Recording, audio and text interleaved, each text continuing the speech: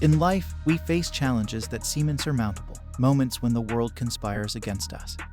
But remember this, my friends, winners never quit, and quitters never win.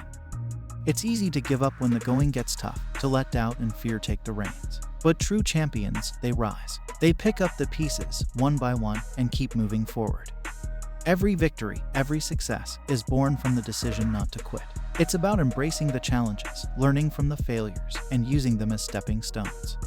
The world belongs to those who persevere, who have the audacity to dream big and the courage to pursue it. The greatest glory in living lies not in never falling, but in rising every time we fall. Nelson Mandela. Remember, it's not about the destination, but the journey. Embrace the struggle, for it molds you into the champion you are destined to be.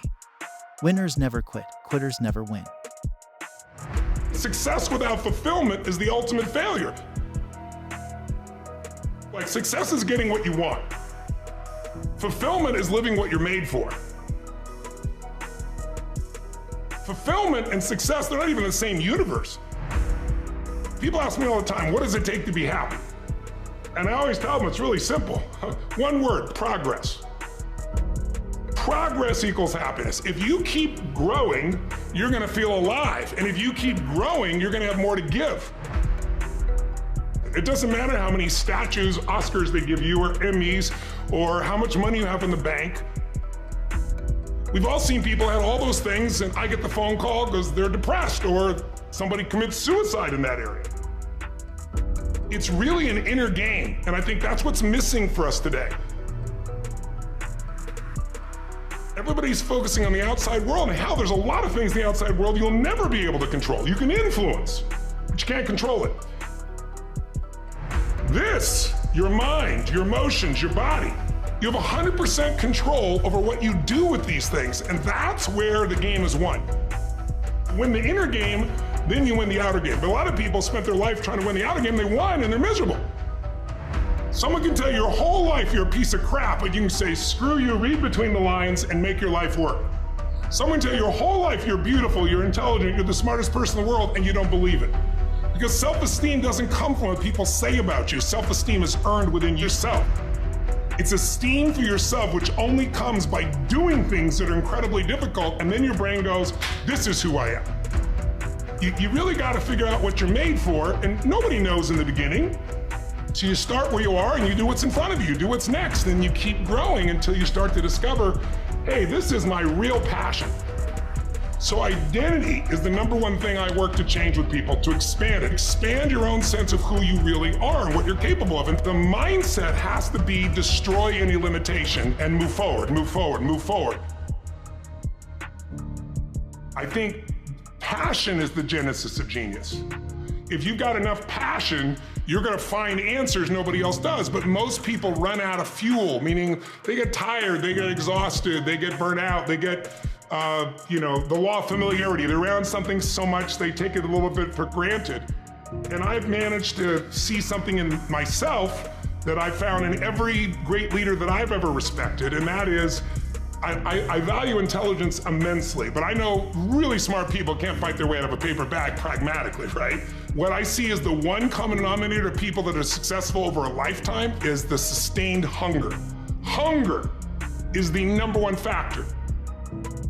You need to be good at pattern recognition, and that's what gets somebody strong at anything. I mean, you look at, why is Amazon doing so well? He realized one pattern was valued over anything else, convenience, right? If you look at Tom Brady, a friend of mine, he's got pattern recognition like nobody else at 43 years old. He's able to do things no one dreamed could be done. He's got more Super Bowl rings than any team.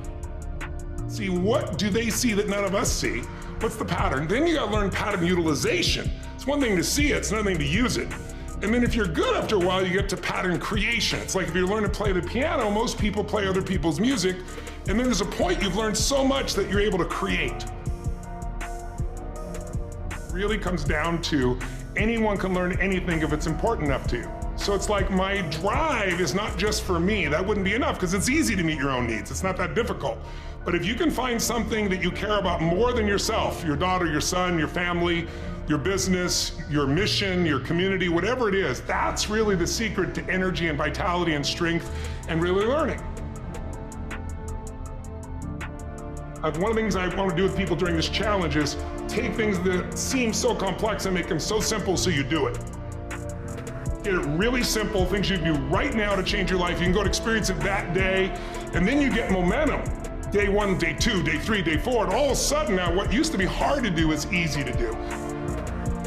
And I think for anyone, you gotta understand anyone can learn anything if you can just break it down to its simple core, and that's what I try to do most.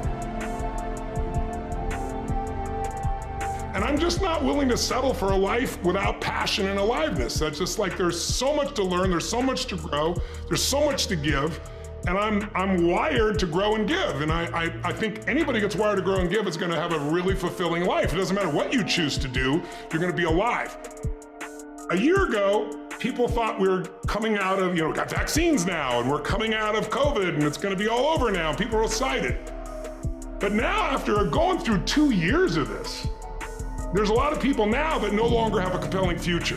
Like, people talking about New Year's resolutions, most people don't even have one. Because it's like, they never followed through anyway, right? But at least they had something to look forward to. They're starting to get into learned helplessness. Learned helplessness is when something is so bad over and over again, you start thinking the problem's permanent. No problem is permanent. Or you start thinking the problem's pervasive because I haven't handled my finances, my whole world's over. Or because my relationship's bad, my whole world's over. Your life is bigger than that. My goal right now is to shake that up for people. People need a new perspective, and you can't do it by just sitting and thinking. You gotta move your body, you gotta change your energy and your focus. But if I get you into a higher state of being, mentally, emotionally, physically, then all of a sudden you start remembering who you are and you start coming up with answers that you never even thought were possible before. The idea of remembering who you are is something incredibly powerful. There was a Batman cartoon where he gets amnesia and he gets put in like a camp, basically, a work camp, and he can't get out. And he feels stuck and weak and, afraid. And then something happens, I don't remember what, triggers his memory. And he remembers that he's Batman. Just in remembering that he's Batman, he then takes the actions to fight his way out. And look, I know it's a cartoon, but that has always resonated with me. And whenever I'm feeling anxious about something, I always tell myself, remember who you are. But you're really talking about the most important concept in lasting change, identity. We all define ourselves in certain ways. So you start where you are and you do what's in front of you, do what's next, and you keep growing until you start to discover, hey, this is my real passion.